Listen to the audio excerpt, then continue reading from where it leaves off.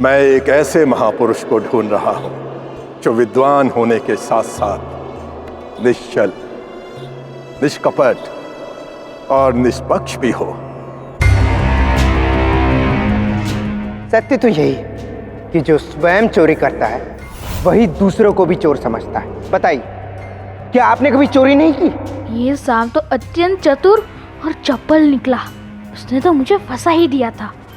वो तो मैं समय पे निकल आया, अन्यथा सबको ज्ञात हो जाता कि मैंने ही माखन और सुदर्शन चक्र की चोरी की थी।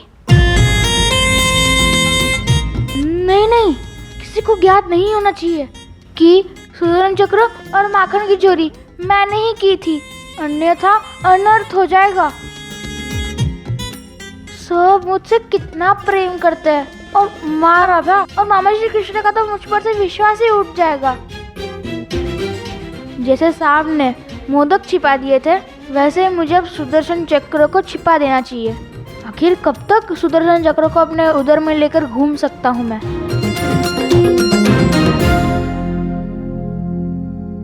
आप कहाँ चले हैं? बाल गणेश से बात करने। अब तो उन्होंने स्वयं भी स्वीकार कर लिया कि सुदर्शन चक्र से वो परेशान है। आप ऐसी भावनाओं में बहना बंद कर दीजिए दाऊ, ये उचित समय नहीं। बाल गणेश ने स्वयं कहा कि उन्हें अपनी भूल का आभास हो गया। मैं तो कहता हूँ इससे उचित अवसर हो ही नहीं सकता।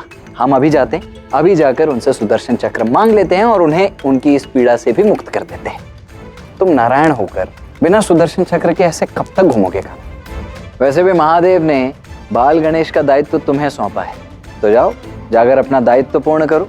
दायित्व तो मेरा ये भी है कि मैं गणेश को पूर्ण समय दूं। देखिए, अब चिंता त्याग दीजिए और अभी के अभी एक अत्यंत भव्य स्वागत का प्रबंध कीजिए। कोई अत्यंत विशेष व्यक्ति द्वारका पधारने वाले।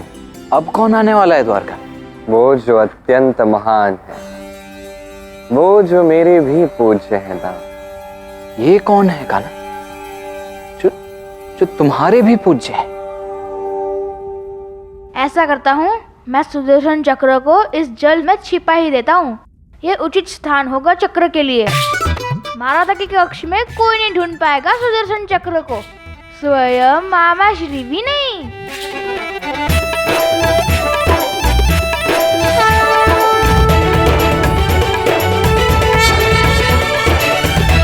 देखिए महादेव, अंततः गणेश चक्र को निकालना चाहता है। उसका तेज इतना अधिक है कि वो छुप नहीं पाएगा, सबको पता चल जाएगा। तुम्हारा कथन सर्वथा उचित है गौरी। चक्र का तेज इतना अधिक है कि उसे छुपाना वास्तव में असंभव है।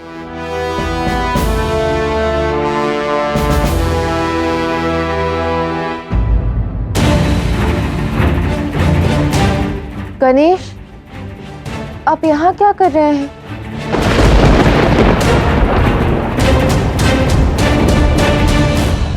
ये क्या? देवी राधा आ गई। राधा कुछ क्षण उपरांत आती तो उचित होता। जो होता है अच्छे के लिए ही होता है। यह भी तो संभव है कि देवी राधा के आगमन का यही सबसे उचित समय था। क्या हुआ गणेश? वो मुझे नींदरा नहीं आ रही, इसीलिए। आपकी व्यथा को मैं समझ सकती हूँ। सामने किस प्रकार आपसे चोरी की बात की, मुझे भी बुरा लगा। आप तो महादेव पार्वती के पुत्र हैं, आपको चोरी की क्या आवश्यकता है भला?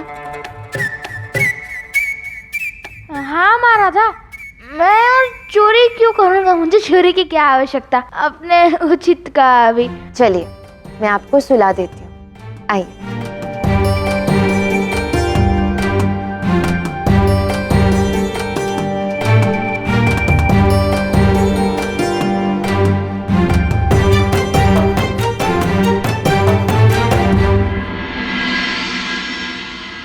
मामा श्री, कौन आने वाला है? हाँ हाँ कृष्ण, बताओ ना, कौन आने वाले हैं? वही आने वाले हैं जिनके ज्ञान के समान ही वो अविनाशी और अमृत है।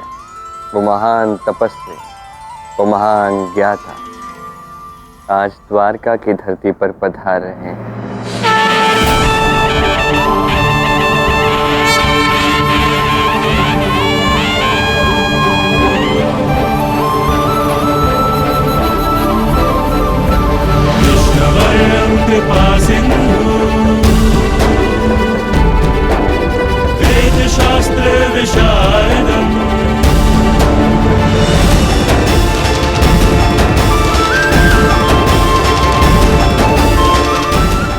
प्रणाम मुनि श्रेष्ठ। प्रणाम श्री कृष्ण। बाल गणेश, तुम्हें तो ज्ञात होगा ही कि ये कौन है। ये वेदों के रचयिता चिरंजीवी हैं। ये महान तपस्वी भगवान वेद व्यास है जो हमारे समक्ष है। मेरा नमन स्वीकार कीजिए भगवान वेद व्यास। आयुष्मान भव। आपके आगमन से द्वारका की ये धरा और भी अधिक शुद्ध और पवित्र हो चुकी है। आपने हमें सेवा का अवसर दिया है, धन्यवाद भगवत। यहाँ कोई किसी को अवसर नहीं देता देवी राधा, मेरा कर्म ही मुझे यहाँ लेकर आया है। राधा, अब वेदव्यास जी से तुम्हारी भेंट हो चुकी है। अब मुझे लगता है कि हमें भोजन का प्रबंध करना चाहिए। किसी भी व्यवस्था में कोई भी कमी नहीं होनी चाहिए। मामा श्री, मैं भी भगवान वेदव्यास की आवभगत करना चाहता हूँ। भगवान वेदव्यास, क्या मेरी आतिथ्य स्वीकार करेंगे ना? माँ राधा, क्या मैं आपकी कोई कार्य में सहायता कर सकता हूँ?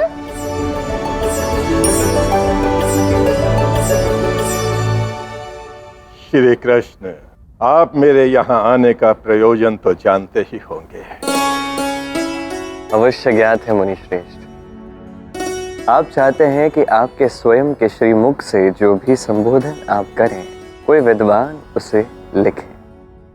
मात्र लिखने की बात नहीं है, अपितु अत्यंत स्थिर बुद्धि एवं एकाग्रचित्त होकर अपने दायित्व को पूर्ण करना होगा। इसलिए इस कार्य हेतु मुझे सुयोग्य पात्र ही चाहिए।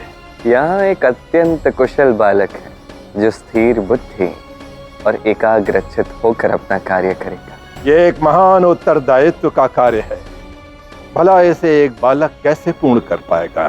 ये बालक जिसके मैं बात कर रहा हूँ, अत्यंत स्थिर बुद्धि, अत्यंत बुद्धिमान, मन एकाग्रचित करके कर्म करता है। इसका समस्त ध्यान केंद्रित होता है केवल अपने लक्ष्य पर। आज आप द्वारका का आतिथ्य तो स्वीकार कीजिए। मुझे विश्वास है कि जो भी आप खोज रहे हैं आपको अवश्य मिल जाएगा। आप कह रहे हैं तो मैं यहाँ भोज के लिए अवश्य ठहरूंगा। धन्यवाद मुनि श्रेष्ठ।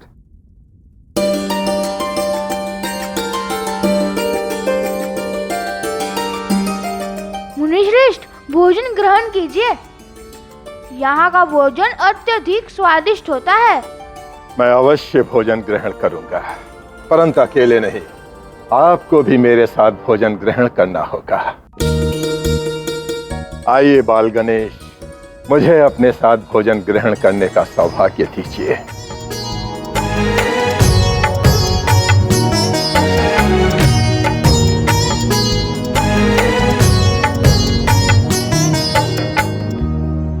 गुरुवर, भोजन प्रारंभ कीजिए।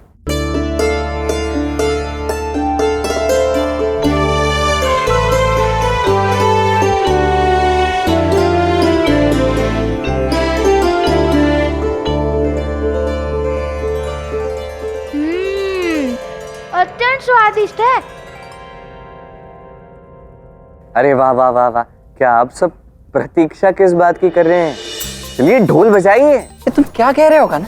महामुनि वेद व्यास भीतर भोजन कर रहे हैं। यदि हम तीव्र गति से बजाएंगे ढोल तो उन्हें क्रोध नहीं आ जाएगा? नहीं नहीं नहीं, नहीं, इसकी कोई आवश्यकता नहीं। पुत्र उतारो इसे। मैं कह रहा हूं ना, ढोल बजाइए, व्यर्थ की चिंता मत कीजिए, बजाइए। बजाओ।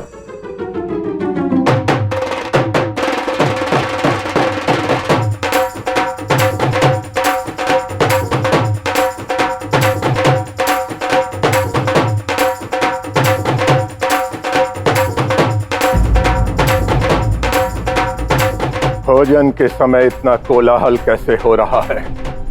गुरुवर, ये तो मुझे भी ज्ञात नहीं है कि इतने ऊंचे स्वर में ढोल कौन बजा रहा है।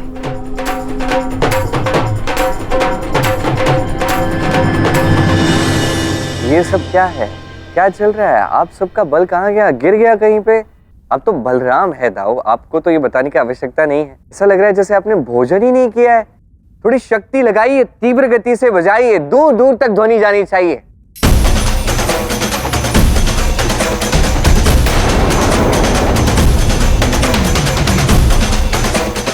ऐसा शिष्ट व्यवहार एक अतिथि के साथ? कौन है जो भोजन के समय विघ्न डाल रहा है? नहीं नहीं मुनिश्रेष्ठ, ये जो भी ढोल बज रहे हैं ये आप ही के स्वागत के लिए बज रहे हैं। ऐसे स्वागत से क्या लाभ जिसमें अतिथि को बाधा का अनुभव हो? ऐसे कोलाहलपूर्ण वातावरण में मैं भोजन नहीं ग्रहण कर पाऊंगा श्री कृष्ण। ऐसा मत कहिए ऋषिवर। देखिए, आपके लिए अत्यंत स्वादिष्ट भोजन बनाया है। आपके लिए तो स्वयं राधा ने खीर बनाई है। आप चख के तो देखिए, आपको बड़ा आनंद आएगा। जब तक ये तीव्र ढोल बजता रहेगा मैं भोजन ग्रहण नहीं कर पाऊंगा। मैं शांतपूर्ण वातावरण में भोजन ग्रहण करने का आदी हूँ। आपकी बात तो उचित है, मैं समझ सकता हूँ, किंतु जिस ऊंचे स्वर को आप कोलाहल कह रहे हैं उसी ऊंचे स्वर में ये बालक क्या कर रहा है देखिए।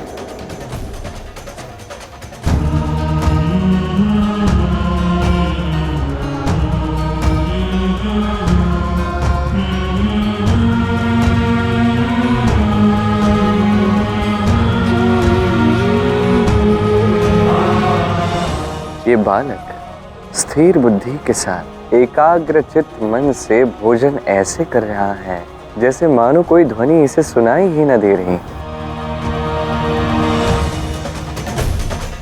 अद्भुत। इतने कोलाहलपूर्ण वातावरण में भी बाल गणेश कितनी एकाग्रता के साथ भोजन ग्रहण कर रहे हैं। अति सुंदर।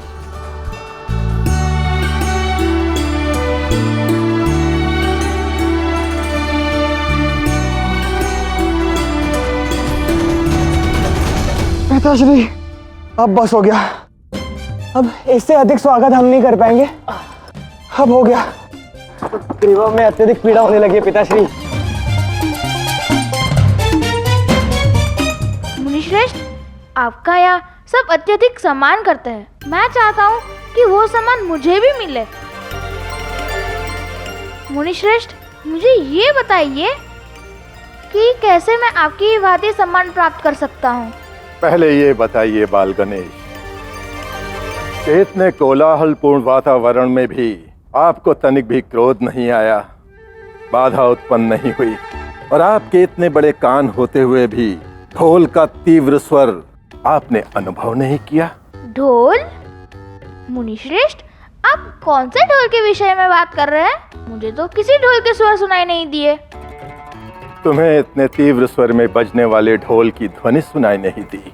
ये अविश्वसनीय है। नहीं मुनिश्रेष्ठ, मेरी बातों का विश्वास कीजिए, मैं सत्य कह रहा हूँ। मेरा तो संपूर्ण ध्यान भोजन पर ही था। भोजन तो अत्यंत स्वादिष्ट बना था। मुझे तो बड़ा आनंद आया। आपने सत्य कहा था श्री कृष्ण। बालक गणेश मेधावी होने के साथ स्थिर बुद्धि वाला बालक है। इनकी एकाग्रचित्तता विलक्षण है। मैंने आपसे कहा था ना मुनिश्रेष्ठ, आपका ये महान कार्य यहाँ का एक कुशल बालक ही करेगा। आपने सत्य ही कहा था श्री कृष्ण। उस विशेष कार्य को बाल गणेश ही करेंगे। महामुनि, आप दोनों कौन से विशेष कार्य की बात कर रहे हैं? गणेश कुछ ऐसा लिखेंगे जिससे संसार उन्हें युगों युगों तक स्मरण रखेगा। हाँ मुनिश्रेष्ठ, मैं अवश्य ये कार्य करूंगा ताकि मैं ये महान कार्य करके आपकी भांति सम्मान प्राप्त कर सकूं।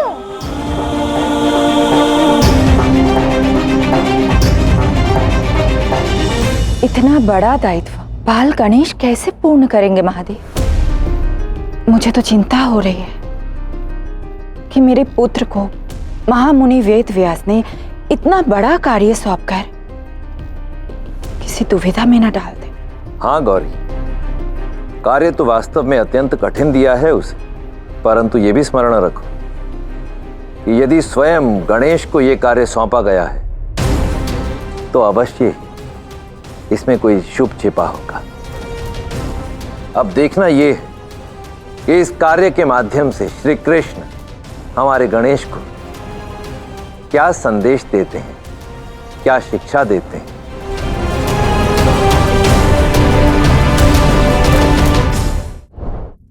कृष्ण, ये महामुनि क्या कर रहे हैं? इतना बड़ा उत्तरदायित्व इतने से गणेश पर सौंप दिया।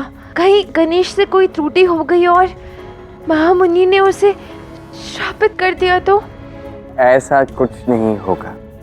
बाल गणेश उन बालकों में से एक है जिन पर यदि उत्तरदायित्व सौंप दिया जाए तो एकाग्रचित होकर उस कार्य को पूर्ण करते हैं। यदि बाल गणेश ये कार्य करते हैं तो अंत में विकास उन्हीं का होगा। उन्हें उचित अनुचित का भी ज्ञान होगा। मैं द्वारका का युवराज हूं, महादेव का अंश हूं, परंतु फिर भी भगवान वेद व्यास ने गणेश को चुना है। गणेश को चुनकर उन्होंने मेरे साथ बहुत बड़ा अन्याय किया है और इसलिए अब मैं ये सिद्ध कर दूंगा कि उन्होंने गणेश को चुनकर अपने जीवन की सबसे बड़ी त्रुटि की है।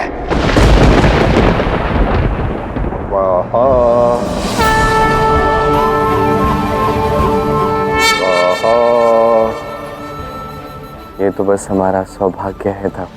स्वयं वेदों के संपादक, पुराणों के रचयिता, स्वयं महर्षि वेद व्यास आज हम सबके समक्ष यहाँ यज्ञ कर रहे हैं। सत्य कहा गाना, इससे बड़ा सौभाग्य नहीं हो सकता हमारा। यज्ञ संपन्न हुआ।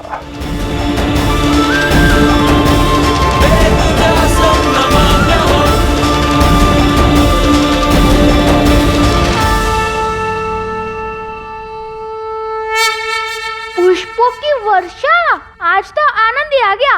किंतु भगवान वेदव्यास जी, आपने ये यज्ञ क्यों किया?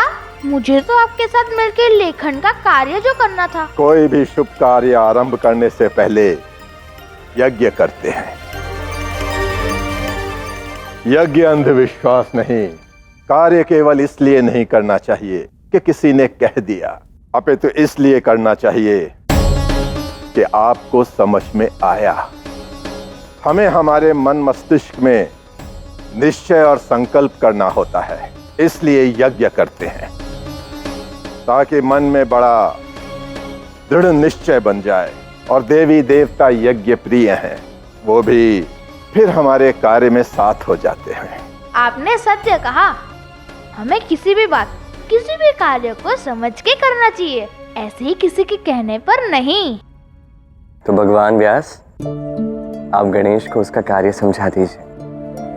एक महान गाथा लिखनी है, ऐसी गाथा जो सैकड़ों सहस्त्रों वर्षों तक स्मरण की जाएगी। इसमें संसार का सारा ज्ञान होगा। 3 सहस्त्र से अधिक पात्र होंगे, 1 लाख से अधिक श्लोक, जिसमें शौर्य, प्रेम, श्रृंगार, भय, तपस्या, रहस्य, कपट, छल, युद्ध, जीवन, मृत्यु, इसमें संसार की हर भावना, हर घटना है। जो इस गाथा में नहीं होगा वो इस संसार में कहीं नहीं होगा। ऐसी महान कथा लिखी जाएगी।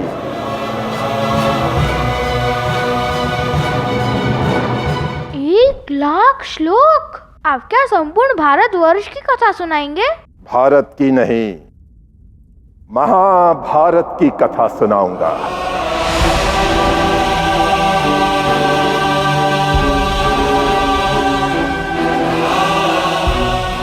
महाभारत को लिपिबद्ध करने के लिए गणेश को सदा स्मरण किया जाएगा। महाभारत तो बिना कृष्ण के नहीं है। ये गाथा तो गणेश को अवश्य लिखनी चाहिए। स्वयं गजानन इस गाथा को लिखेंगे, इससे शुभ और क्या हो सकता है? हाँ हाँ, मैं ये लेखन का कार्य अवश्य करूंगा। मैं महाभारत की गाथा अवश्य ही लिखूंगा। मैं हर संध्या थोड़ी थोड़ी लिखूंगा। पर गणेश, इस कथा को लिखने के लिए एक अनुबंध है। हर संध्या को थोड़ा थोड़ा नहीं लिखना है।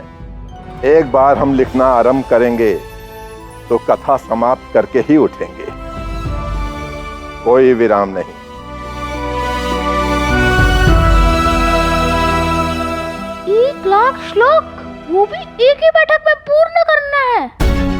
इसमें तो अत्यधिक समय लगेगा। समय कितना भी लगे, परंतु गाथा में कोई भी अवरोध उत्पन्न नहीं होना चाहिए। ये कैसा विचित्र बंधन है। गणेश नन्हा बालक है, उसे भूख प्यास लगेगी, निद्रा आएगी, ये सब कैसे कर पाएंगे गणेश? महान कार्य करने के लिए महान परिश्रम भी करना पड़ता है देवी राधा। इसमें तो कई दिवस लग सकते हैं और इसमें मुझे बार बार भूख लगेगी। कनक, तुम तो कुछ कहो। मैं क्या कहूँ, ये निर्णय तो बाल गणेश का है। बोलिए गणेश, स्वीकार है आपको?